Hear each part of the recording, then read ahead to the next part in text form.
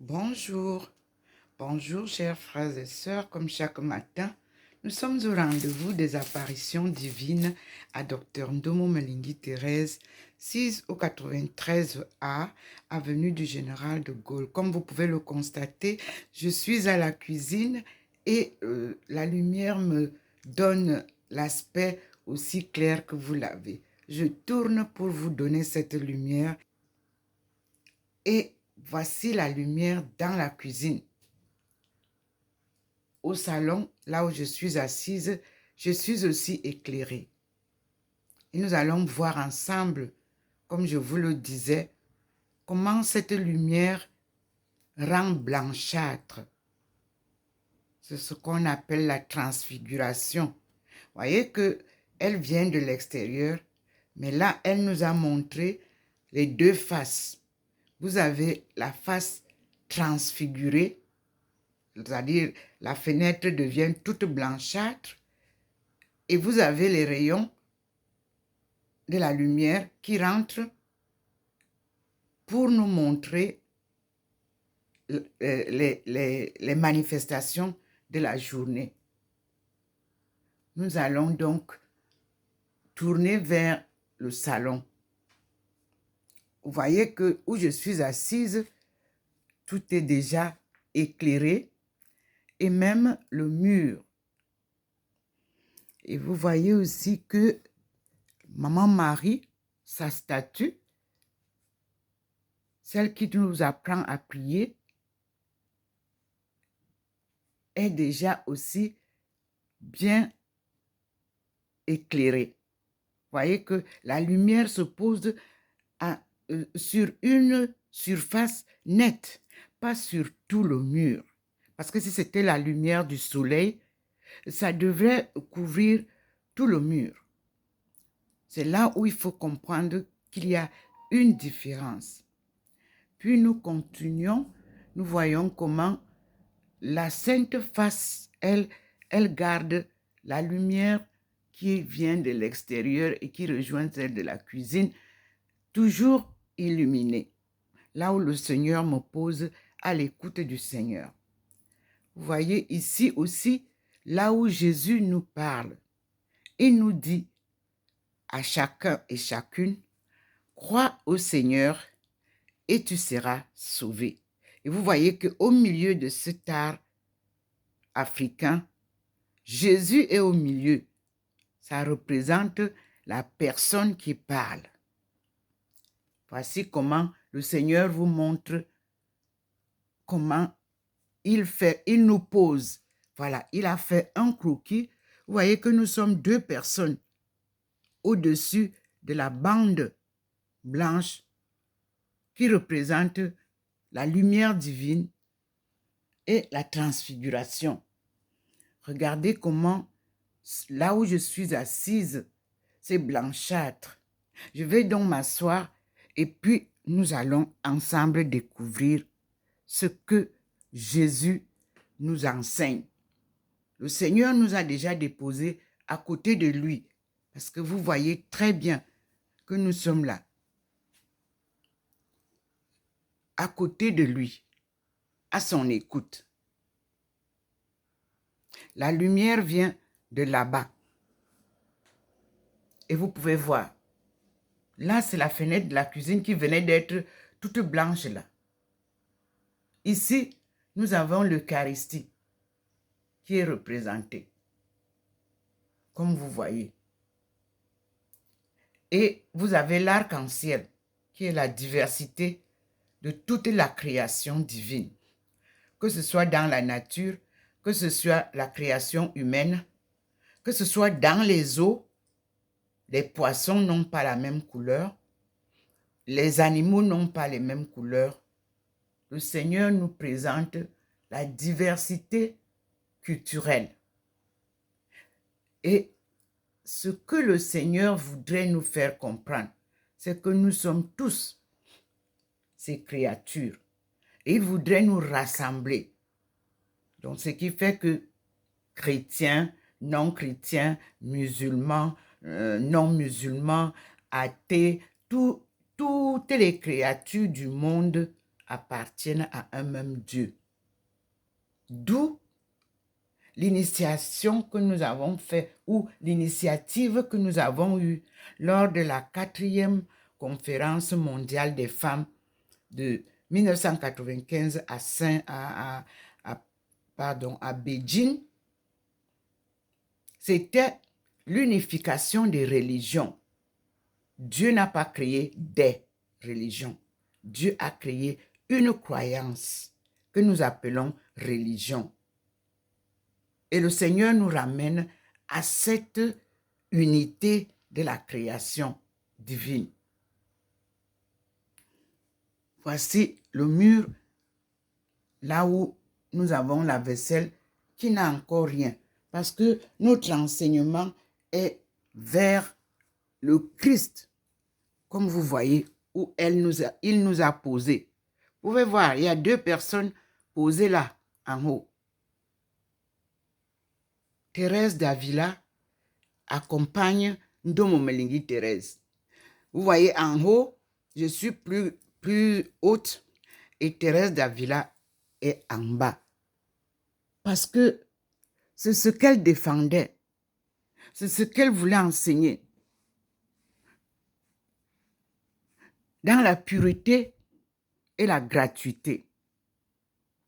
Donc, nous pouvons voir aussi que derrière moi, il y a toujours, une fois de plus, la représentation de couple. Maintenant, vous avez là. Hier, vous n'aviez pas ça. Dans le temps, le mariage avait ce genre de parasol là en leur époque. Le Seigneur nous repose ça pour nous dire, j'étais marié. Je n'étais pas célibataire. Je m'appelle Jésus. J'ai eu une famille comme toute personne qui vécut à l'état humain. Mais je suis le Fils de Dieu qu'il a envoyé pour vous apporter la connaissance que vous appelez religion. Mais cette connaissance, vous l'avez nommée évangile. C'est la parole de Dieu. Je m'assieds donc devant cette belle lumière. Regardez donc maintenant, je suis au salon et regardez comment cette lumière-là m'envoie aussi au niveau du salon ici, sa belle lumière. Je vous tourne pour voir. Vous voyez comment ça rentre au-dessus maintenant du globe. Parce que le Seigneur voudrait illuminer toute la terre qui est dans l'ignorance de sa puissance. Ce matin, c'est différent. Vous pouvez vous-même voir. Et les 3 traits signifient la Trinité. Dieu le Père, Dieu le Fils et Dieu le Saint-Esprit. Vous n'avez jamais vu depuis que je filme cette apparence. Et cette Trinité ne nous est enseignée réellement que par le Christ dans son évangile. Puis, il m'a envoyé vers l'islam. Je vous l'ai dit, j'ai embrassé l'islam. Et cela m'a donné une leçon. Quand Dieu vous dit de faire quelque chose, faites-le. Mon fils est mort en Chine, à Beijing. Il n'avait pas de tombe comme Jésus. Il devait être incinéré. Et la communauté camerounaise jubilait. On va voir comment je vais pleurer quand on va poser le corps de mon fils sur le feu. Dieu m'a épargné ça. Un petit ami à mon fils, somalien, est venu à côté de moi avant l'enterrement.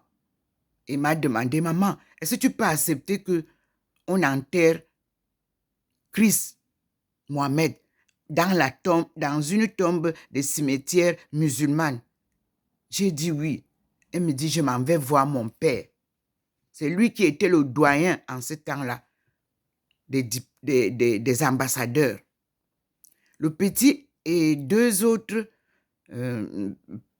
enfants, un du fils de l'ambassadeur du Gabon et un autre qui était le fils d'une journaliste italienne, parce qu'ils étaient toujours à 3.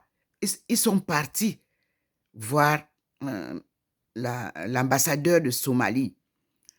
Et ça n'a pas fait 2 heures de temps.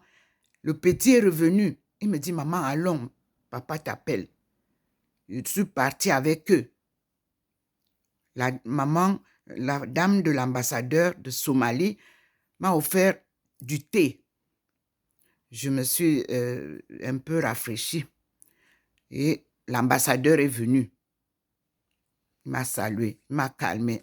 Il m'a dit, il n'y a pas de problème. Puisque vous avez déjà embrassé l'islam, moi, je voulais d'abord avoir votre accord pour demander à mes frères musulmans de Beijing de t'offrir un lieu de repos pour ton fils. Il est parti, je crois, dans son bureau. Quand on lui a donné l'accord, il est revenu me dire, c'est bon, mes frères et sœurs. Puis, je suis en France. Et je vous dis que j'avais rencontré les Bahaïs lors de la conférence des femmes. J'avais initié une maison africaine à Haïrou, où j'accueillais toutes les communautés africaines qui arrivaient. Donc, je recevais beaucoup de femmes, beaucoup de communautés. Chacune venait me saluer et me donner un peu quelque chose. J'avais reçu le Rwanda, le Congo, tout le monde. À ma grande surprise, en 1998-99, j'ai reçu la visite des Bahaïs, toujours à Beijing. Mais je peux vous assurer que je ne pouvais pas imaginer les connaître. Moi, j'étais déjà partie à Qingdao. Donc, elles sont venues à Qingdao me retrouver. Elles ont passé 1 an dans la communauté Baha'i là-bas, en train de faire l'année sabbatique et enseigner leurs enseignements Baha'i. Mais je vous assure, je n'avais aucun intérêt, ça ne m'intéressait pas. Mais lorsque ma sœur m'a annoncé qu'elle était venue au Cameroun, elle a passé 3 bonnes années au Cameroun, à Douala. Elle a été à Limbé, à la recherche de leurs racines, parce qu'elles sont la famille Prince. C'est comme ça, ce sont les descendants du prince Bel. Alors, elle m'a dit que la déception qu'elle a eue, c'est que personne ne connaissait l'histoire qui les relie au Cameroun. Chacun voulait seulement aimer la petite fille qu'elle avait amenée. Elle était énervée, elle était déçue. Elle est rentrée. Alors, elle m'a dit, je suis en train de repartir. Je te laisse ça. Voici la documentation qui représente nos 100 générations parties du Cameroun et qui se trouvent aux États-Unis. Je prie Dieu que tu puisses lire ça et un jour peut-être venir aux États-Unis et nous aurons l'occasion de te donner notre histoire face à face. Mais nous sommes seuls et ceux qui ont créé le Bahaï. à Tennessee. Elle ne m'avait pas précisé Nashville. Elle m'a dit à Tennessee, c'est-à-dire, comme tu dis, en Alsace. J'ai pris tout ce qu'elle m'a donné comme documentation. J'ai gardé. Même la saga des Africains, c'est-à-dire les Noirs américains, leur réalisation, là, elle m'a dit, ça te permettra de lire pour nous connaître. Nous sommes très fiers de savoir que c'est une Camerounaise que nous avons rencontrée. Cela nous fait plaisir. On nous disait c'est une Africaine. Nous ne savions pas d'où, de quelle Afrique. Aux États-Unis, on n'a pas l'histoire complète de l'Afrique. Merci Seigneur. Devant le Seigneur et sa lumière, je vous dis, c'est le message que le Seigneur voulait que je vous donne. Je tourne pour que vous me voyez. Illuminé par cette lumière. Regardez vous-même. Nous sommes déjà enveloppés par cette lumière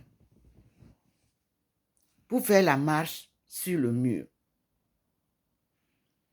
Aujourd'hui, nous sommes le 23 janvier 2024. L'histoire que je viens de vous raconter date de 1995. Comme je l'ai promis à mes sœurs, toutes mes sœurs, c'est-à-dire les femmes, que je ne faillirai jamais.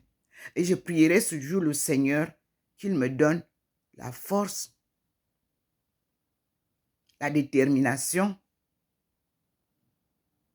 de pouvoir continuer son œuvre que les Nations Unies m'ont donnée dans le département de l'UNIFEM. Et en 2020, j'ai sollicité que la rencontre que nous avions essayé de parler de ça en 1995, qu'il faudrait aussi que cette rencontre se passe en Afrique. J'ai demandé en ligne parce que vous savez que le Covid avait bloqué tout. On a travaillé en ligne pour la rencontre des Nations Unies. L'anniversaire 75, j'ai dit, je vous prie d'accepter que cette rencontre se passe au Cameroun à l'an 2025, au pied du mont du Char de Dieu, à la porte de non-retour du peuple africain qui se retrouve dispersé de par le monde entier. Et cette initiative a été faite. Et vous savez que le Covid nous a bloqués pendant des années pour travailler, pour communiquer, ce n'était pas possible. Et l'année dernière, à l'anniversaire 78,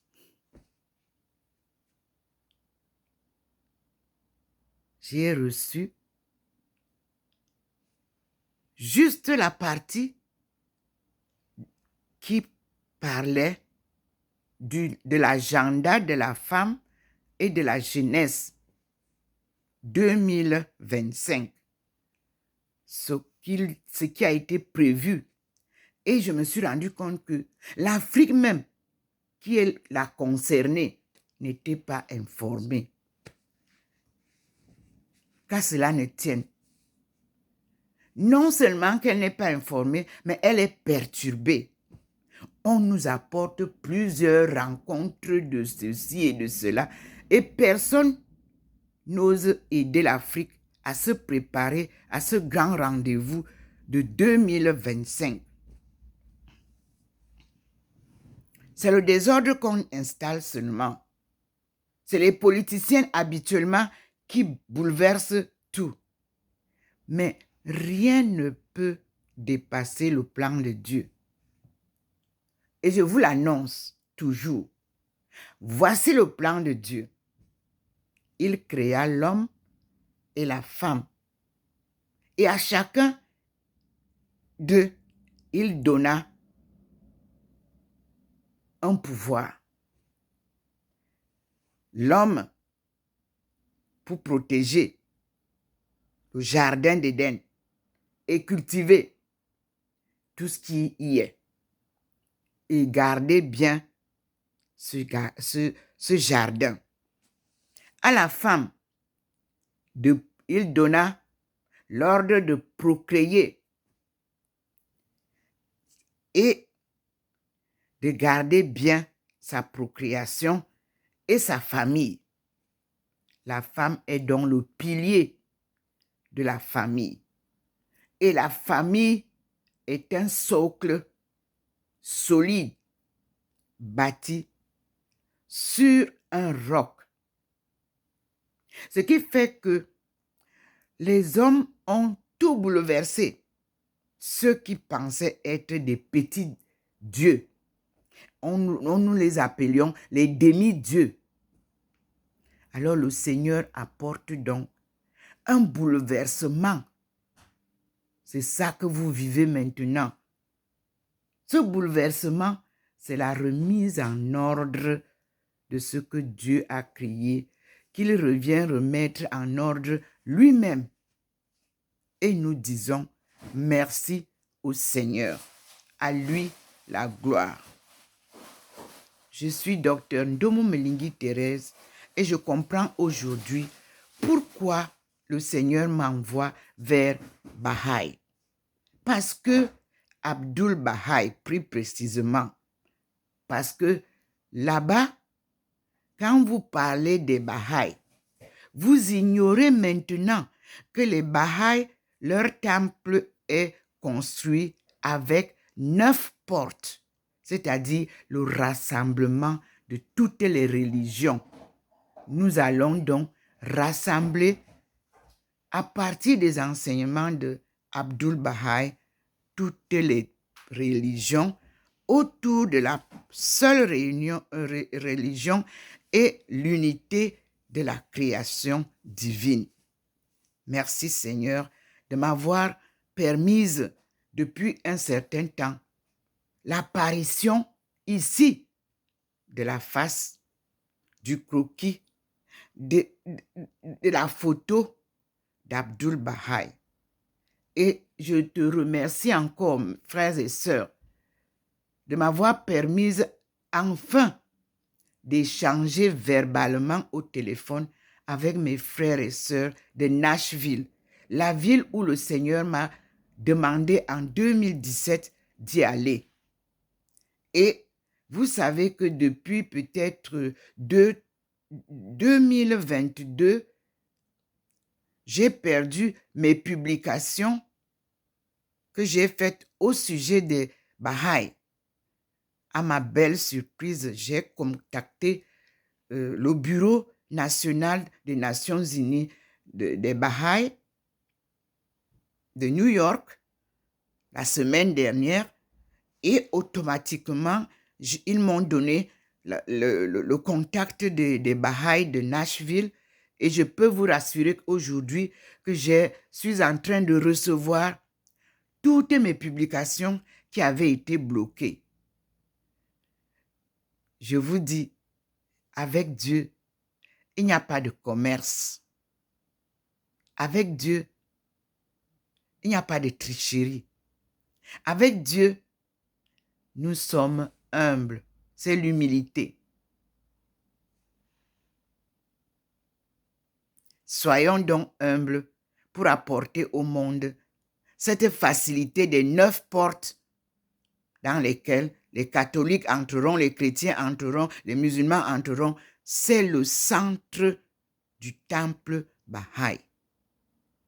Voilà pourquoi nous allons ensemble nous retrouver tel que Abdul Baha'i, qui est l'héritier de Baha'u'llah, qu'il nous a donné pour qu'il vienne nous ramener la bonne nouvelle. On ne peut pas remplacer Abdul Baha'i. C'est son enseignement qui est la continuité de l'enseignement de Baha'i. Merci Seigneur. Me voici devant sa lumière et je vous dis, je vous tourne pour vous montrer comment il m'a déjà posé sur le mur.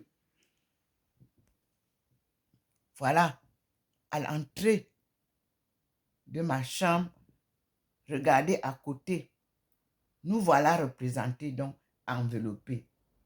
C'était pour que j'arrête ici et vous pouvez voir qu'il a déjà diminué la lumière au niveau du Christ. J'arrête donc ici et je vous dis, mes frères et sœurs, devant sa lumière, vous voyez comment tout se calme. C'était le message d'introduction de ma nouvelle marche avec le Seigneur. Cette fois-ci, c'est de la pratique et la théorie. Abdul Baha'i nous donne l'opportunité de nous rassembler. Chacun ou chacune rentrera par la porte qu'il avait choisie. Êtes-vous catholique? Chez les Baha'i, vous avez la porte. Êtes-vous musulman? Chez les Baha'i, vous avez la porte. Ça nous permet d'aller nous rassembler donc tous devant Dieu pour témoigner l'unicité de la création divine et l'unité de toutes les croyances du monde. Merci Seigneur. Je suis docteur Ndomo Melingi Thérèse, appelé par le Seigneur pour le suivre pas à pas, pour réaliser ma mission sacrée. Parce que chacun de nous qui a été appelé par Dieu a une mission précise. La mienne, elle est très élargie. Et Dieu merci, il m'accompagne précieusement et m'encourage pour que je ne tombe pas. Quelles que soient les tentations, quelles que soient les difficultés, Jésus en a souffert. Abdul Baha'i en a souffert. Donc, Thérèse d'Avila en a souffert. C'est pour ça que Marie-Magdeleine, que vous ne voyez pas encore, parce que c'est elle que nous allons apporter sur le plateau, celle qui a été chassée de partout, la femme de notre frère Jésus noir. Le jour que le Vatican de maintenant nous présentera proprement ce qu'on nous présente de loin, nous allons découvrir notre Dame de délivrance qui porte son enfant à la main gauche et son épée à la main droite. Nous avons une année avec Thérèse d'Avila. Je suis documentée. Et nous avons une année avec les Baha'i. Je suis documentée. Et nous avons une année avec les taoïstes, c'est-à-dire Confucius. Nous allons marcher ensemble. À chaque fois que le Seigneur me présente une lecture, je partagerai toujours avec vous. Et le jour qu'il décidera que je dois faire ci et ça à tel endroit, je n'hésiterai pas de vous en faire part. Ensemble, louons le Seigneur. Il est présent dans toutes nos tribulations. Il est présent dans toutes nos difficultés. Mais c'est lui qui mène la danse. Lorsque vous voyez une église fleurir, très riche, elle n'est pas sur le chemin de Dieu. Dieu n'est pas avec les richesses du monde. Dieu ne peut pas être là où on loue l'argent. Parce que dans la Bible, Jésus nous dit, tu ne peux pas servir deux maîtres à la fois. Dans notre langue, on dit, tu ne peux pas suivre 2 lièvres à la fois. En langue étonne. Merci Seigneur.